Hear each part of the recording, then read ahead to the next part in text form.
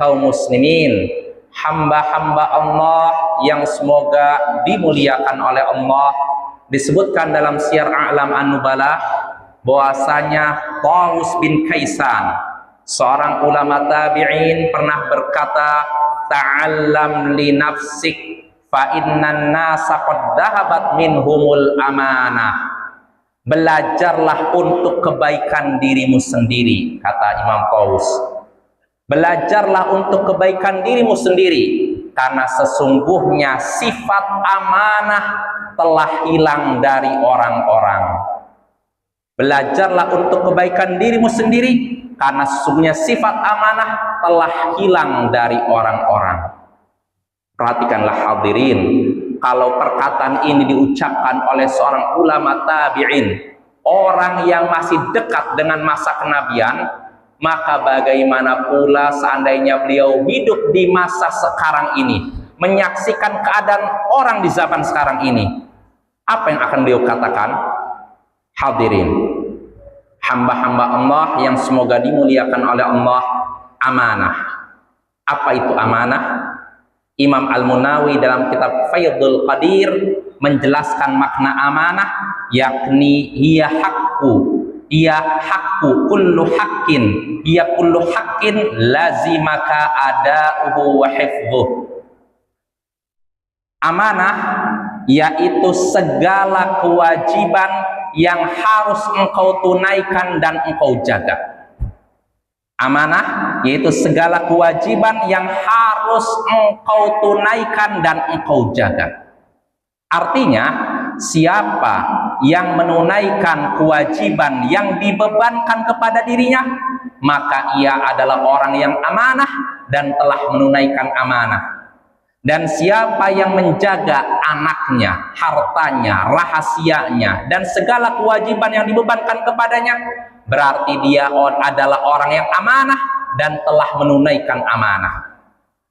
Kaum muslimin yang semoga dimuliakan oleh Allah, menunaikan janji adalah akhlak terpuji, dan menunaikan amanah adalah akhlak karimah. Allah berfirman dalam surat Al-Mu'minun ayat 8 sampai 11, walladzina hum li amanatihim wa ahdihim ra'un walladzina hum walladzina hum ala salawatihim yuhafizun ulaika humul warithun alladzina yarithunal firdausahum fiha khalidun. Orang-orang yang menjaga amanah dan janji mereka, dan orang-orang yang menjaga salat mereka, merekalah orang-orang yang akan mewarisi, yaitu mewarisi surga Firdaus, mereka kekal di dalamnya. Lihatlah, orang yang menjaga amanah bisa masuk surga Firdaus, surga paling baik di akhirat nanti. Inilah amanah, akhlak yang terpuji. Saking terpujinya amanah, menjaga amanah, Nabi Shallallahu Alaihi Wasallam pun memberikan motivasi kepada umatnya untuk berhias dengan akhlak mulia tersebut. Disebutkan dalam Sunan Abu Daud dan Tirmidzi dari Abu Hurairah, Nabi Shallallahu Alaihi Wasallam bersabda, adil amanata ila mani'tamanak wala tahun man khanak. Tunaikanlah amanat kepada orang yang memberimu amanat. Tunaikanlah amanah kepada orang yang memberimu amanah, dan jangan berkhianat kepada orang yang mengkhianatimu.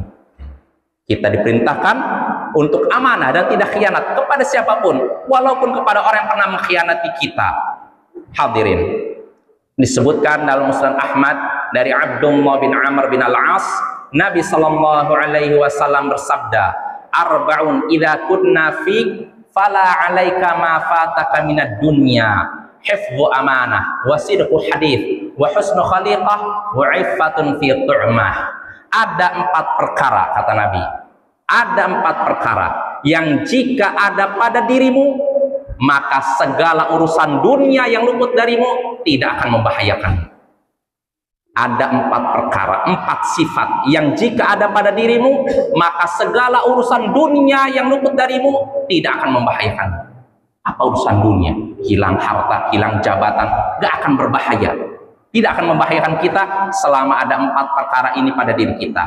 Apa itu? Nabi menyebutkan menjaga amanah, berkata jujur, berakhlak baik, dan menjaga diri dari makanan yang haram. Kaum muslimin, hamba-hamba Allah yang semoga dimuliakan oleh Allah, itulah buah dari menjaga amanah. Itulah berkah dari menjaga amanah. Begitu besar berkahnya, makanya wajarlah kalau orang-orang terdahulu, pendahulu kita yang soleh, sangat menjaga sifat mulia tersebut. Disebutkan dalam Syiar A'lam An-Nubala, bahwasanya Imam Abdullah bin Al-Mubarak, suatu hari beliau meminjam pena kepada seorang di negeri Syam. Beliau meminjam pena dari seorang yang ada di negeri Syam, lalu beliau lupa mengembalikannya. Beliau lupa mengembalikan pena tersebut, dan beliau tersadar kalau beliau lupa ketika sudah sampai Merv, daerah Turkmenistan. Dan Syam ke Turkmenistan, ke Merv, kurang lebih 2.300 km. Beliau meminjam pena kepada seorang di Syam dan lupa mengembalikan pena tersebut, dan beliau baru sadar kalau pena tersebut belum dikembalikan ketika beliau sudah sampai Merv, daerah-daerah Turkmenistan sana, 2.300 kilo kurang lebih dari Syam. Maka apa yang beliau lakukan? Beliau berkata, falamma qadimtul marwa nadhartu fa idza huwa ma'i faraja'tu ila Syam hatta radattuhu ala sahibi. Ketika aku sudah sampai Merv, Turkmenistan, aku tengok, ternyata pena itu ada pada diriku. Yakni kebawa oleh beliau. Beliau tidak ingat, beliau tidak sadar kalau penanya kebawa oleh beliau. Tatkala aku sudah sampai Merv, aku pun tengok, ternyata pena itu ada pada diriku. Maka aku pun kembali ke Syam, lalu aku kembalikan pena tersebut kepada pemiliknya. Lihatlah hadirin, Imam Abdullah bin Al-Mubarak menempuh perjalanan kaki selama jaraknya 2.300 kilo. Beliau menempuh ribuan kilo demi mengembalikan pena yang dipinjamnya. Beliau menempuh ribuan kilometer demi menunaikan amanah yang ada di pundaknya. Bukankah ini menunjukkan bahwasanya amanah adalah sesuatu yang agung, yang wajib kita jaga dan tidak boleh kita remehkan? Maka jagalah amanah agar hidup kita berkah. Kaum muslimin, jamaah salat Jumat yang semoga dimuliakan oleh Allah, kelaparan adalah tanda hilangnya dunia. Kelaparan adalah tanda hilangnya dunia. Sedangkan khianat adalah tanda hilangnya agama.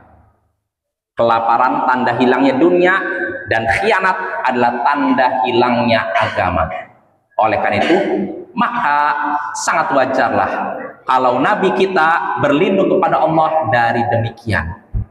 Disebutkan dalam Sunan Abu Daud, An-Nasai, dan Ibnu Majah dari Abu Hurairah, suatu hari Nabi SAW berdoa kepada Allah, berlindung kepada Allah dengan memanjatkan doa, Allahumma inni a'udzubika minal ju' fa innaha bi'sal dhaji' wa a'udzubika minal khiyanah fa innaha bi'sal biqanah. Ya Allah, sesungguhnya aku berlindung kepadamu dari kelaparan. Aku berlindung kepadamu dari kelaparan, karena sesungguhnya itu seburuk-buruk sesuatu yang menyertai seseorang. Dan aku berlindung kepadamu ya Allah dari sifat khianat. Aku berlindung kepadamu dari sifat khianat, karena itu seburuk-buruk sesuatu yang mengiringi seseorang. Maka hadirin, jauhilah khianat, sifat khianat dalam berbagai bentuknya. Hendaknya kita amanah, menjaga amanah agar hidup kita berkah